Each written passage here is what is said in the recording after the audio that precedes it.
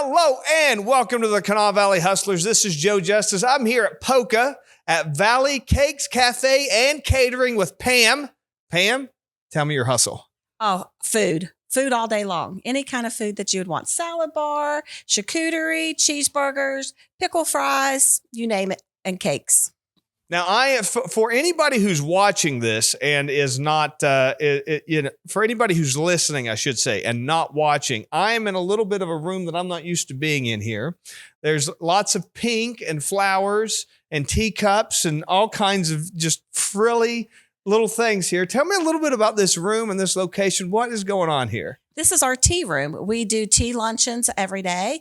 We can do the bridal showers. We can do baby showers. We can do just about anything you want. If you just want to have lunch and come in and have tea, we can take care of you right here in this room. It's my frou-frou room. It's very frou-frou. I like it. It's not my personal style, but I like it quite a bit. Yeah, I was shy. It's very nice. It's really beautiful here. Tell me a little bit about the restaurant in general, what you have going on. So obviously you've got cakes, you got a cafe, and you got some catering. So tell me a little bit about it. Okay, so we have a restaurant here with a full menu. We have sandwiches. We have a salad bar, like I said. We have a full menu: hot dogs, cheeseburgers, you name it. We also do catering on the side. We have an event space room up front that holds 162. You have been in that for training. We hold events for training for different businesses, like our business networking group. We also have had celebrations of life. We've had weddings here. We've had just a little bit of everything here in this building. And how long have you been open here? Here in Polka, I've been in this facility since February, but I've been open for 5 years. I was in Valley Park before this. And so tell me just a little bit about how you got started. Whenever I talk to people, a lot of people that listen to me, they're just getting started. They're entrepreneurs. They're small business owners. What is it? How'd you get started? How did you start your own business? It was tough, but I had a partner at the time, and she had a plan, and we dissolved our business, and I had all the equipment and stuff, and I thought, I'm going to take care of this. I'm going to continue to grow. So 5 years later, here I am. Now, restaurants are notoriously difficult to get started. So tell me a little bit about some of those growing pains, the early days, the difficult days. People love to hear those stories. It's a lot of difficult days. And it's difficult right now because you have Facebook and social media where people want to blast you with all the bad stuff instead of coming and talking to us and saying, hey, let me fix this. They'd rather get on there and bash us. I'm very good friends with Sandy Call, and she's given me some great advice, and I've bought some of her equipment. It's just tough. I mean, it really is. Every day we strive to do the best we can and to treat others as we want to be treated. And that's how we try to live our motto here. So I do my best. Great. So tell me a little bit about, do you have any specialties? Is there some things that you're known for? Anything that people really think, man, I have got to go to Valley's to get that? Yes, our Wimpy Johns. It is sort of, I hate to say it, like a hot dog, but we named it after the mayor. And it is a donut with the cream and the powdered sugar and all that yumminess. We are known for the Wimpy Johns. Yes. So the Wimpy Johns, and again, you've got the venue here now, and you also have catering. Tell me a little bit about your catering services. Well, we actually cater today for the Secretary of State. We've been catering for him for the past 4 months. Chris Warner, great guy. I did his announcement when he was coming out that he was running. We did a beautiful charcuterie table for him. We've done something whenever Mac was running for governor. We've done the Republican Women's. We do a lot of catering for them, and we do a lot of weddings. So catering, we like doing that too. Yeah, catering's a big deal. I know that's that extra revenue stream. When it comes to, so for small business owners, entrepreneurs, tell me a little bit about why it's important to diversify those revenue streams.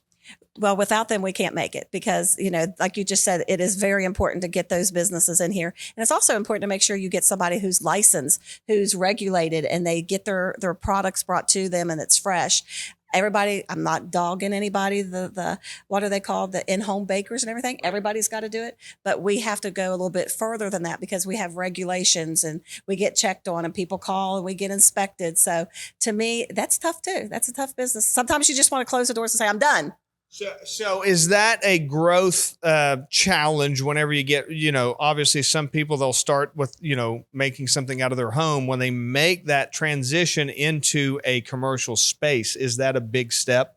Oh yeah, very big step. Number one, they have to worry about rent. They have to worry about getting licensed. I just got my bill yesterday, and I don't mind sharing $565 for a year just to have the license from the health department.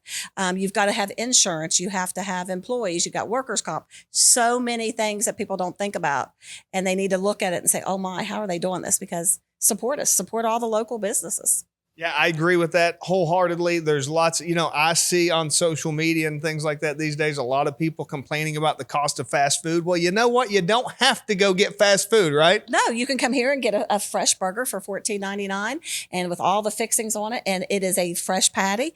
We have, we make it here. We also have different kinds of cheeses. We've got fries. I mean, you don't have to have a bun, as you saw I was eating earlier. You can wrap it in lettuce if you want. So yeah, I mean, you don't have to go to the fast food chains. You're paying as much for that as you would coming here and getting the fresh made. That's right. It used to be different back in the day. It used to be cheap, but these days it's not as cheap anymore. So you might as well go for quality, right? Quality and the atmosphere, just being able to sit and you never know who you're going to meet here. There's different people coming in all the time. So you can come in and the Kanawha County Sheriff eats here. I mean, he come in and I was like, I know you. And he's like, oh yeah, you do. So, I mean, you just never know who's going to be walking through the door. Taylor Eaton, I'm good friends with her. She comes. I mean, you never know who you're going to see here. Right. So Pam, as we're wrapping up here, anybody who is thinking about getting into the food industry, anyone who's thinking about taking that next step into a business, is there any advice? What advice would you give yourself 5 years ago that you've learned? What would you tell yourself, or what would you tell somebody new starting out? Run. No, I'm teasing.